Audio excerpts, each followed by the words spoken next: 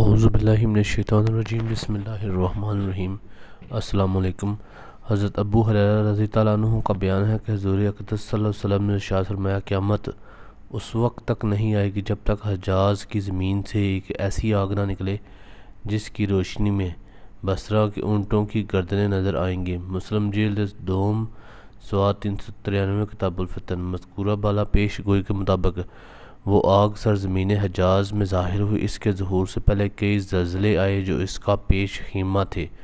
چنانچہ ماہ جمادی الاول 654 ہجری کی اخیر تاریخ کو مدینہ منورہ میں کئی دفعہ زلزلہ آیا، مگر چونکہ خفیف تھا اس لیے بعض لوگوں کو محسوس نہ ہوا۔ سے شنبہ کے روز سخت زلزلہ ہے جسے عام و خاص سب نے محسوس کیا۔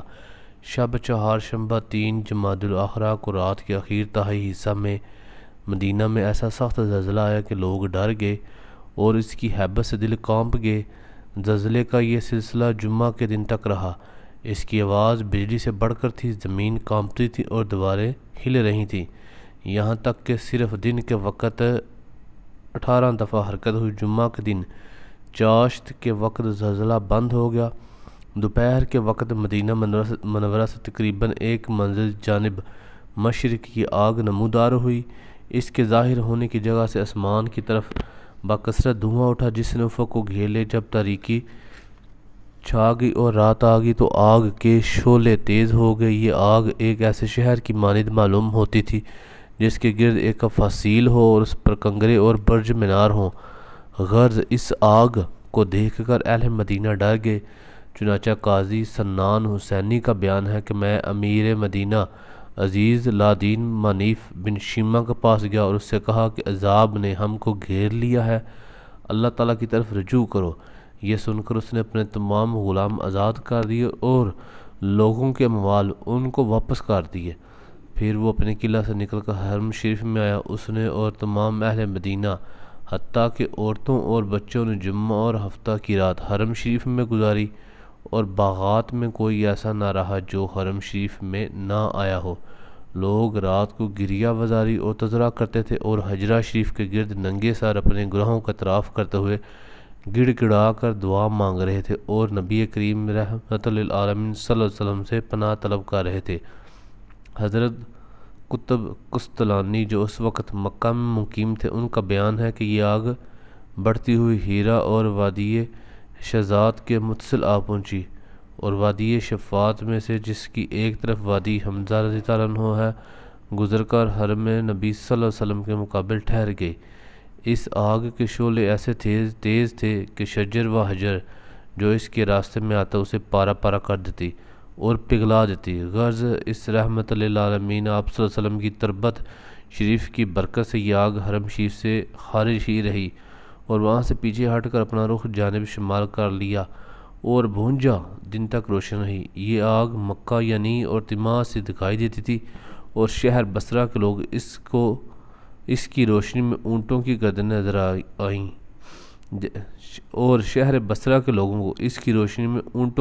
نظر آئیں جیسا کہ حدیث شریف میں آتا ہے۔ مورخین کا قول ہے کہ یہ آگ 4 فرسنگ لمبی اور 4 میل چوڑی اور 1.5 قامت عمیق وادی میں چلتی تھی۔ اس کی حرارت سے پتھر ران کی مانند پگھل جاتا تھا۔ اس طرح وادی یحخیرہ میں ہرا کے منتہا کے نزدیک پگھلے ہوئے پتھر جمع ہوتے گئے اور آخرکار وادی شفات کے وسط میں کوہ وائرہ کی طرف ایک سد بن گئی۔ اس سد کے آثار ہنوز باقی ہیں اور اہل مدینہ اسے حبس کہتے ہیں۔ مدینہ منورہ میں اس آگ کا ظہور ایسا مشہور ہے کہ مورخین کے نزدیک یک حد تواتر کو پہنچا ہوا ہے۔ قزانی الوفا للسموی امام نووی مطفی جو اس زمانے میں موجود تھے، اس آگ کی نسبت شرح صحیح مسلم مطبوعہ انصاری جلد ثانی کتاب الفتن 393 میں یوں تحریر فرماتے ہیں: ترجمہ اور تحقیق ہمارے زمانے میں 654 ہجری میں مدینہ میں ایک آگ نکلی اور نہایت آگ جو مدینہ کے مشرق کی جانب سے ہرا کے پیچھے نکلی۔ شام اور باقی شہروں کے تمام باشندوں کو بطریق تواتر اس کا علم ہوا اور مجھے اہل مدینہ میں سے ایک شخص نے خبر دی جس نے اس آگ کو دیکھا۔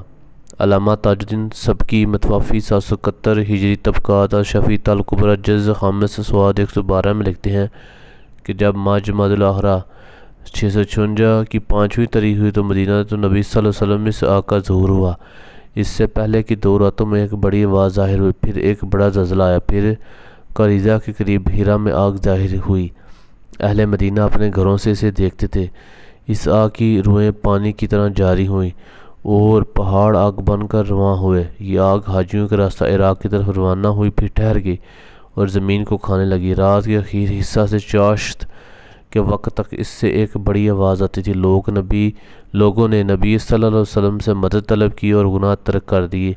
یہ آگ 1 مہینہ سے زیادہ روشن رہی۔ یہ وہی آگ ہے جس کی خبر جناب مصطفیٰ صلی اللہ علیہ وسلم نے دی تھی، کیونکہ آپ صلی اللہ علیہ وسلم نے فرمایا تھا قیامت قائم نہ ہوگی یہاں تک کہ سرزمین حجاز سے ایک آگ نکلے گی جس سے بصرہ میں اونٹوں کی گردنیں روشن ہو جائیں گی۔ ایک شخص سے جو رات کے وقت بصرہ میں تھا روایت کرتا ہے کہ اس آگ کی روشنی میں اونٹوں کی گردنیں نظر آ گئیں۔